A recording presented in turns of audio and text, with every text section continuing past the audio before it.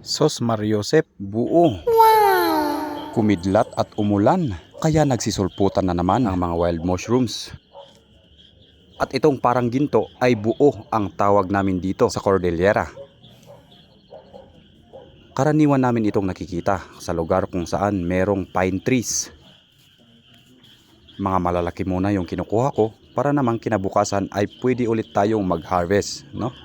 Araw-araw may mushroom. Nakaw! Ang kagandahan ay marami-rami ang klase ng pagluto na pwede nating gawin dito.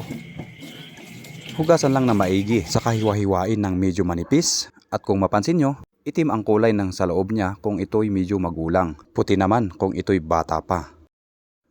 Naggisa muna ako ng bawang at sibuyas. Saka ko isinunod yung mushroom na buo. Yon baga. Hinaluan lang, asin, paminta at kunting toyo.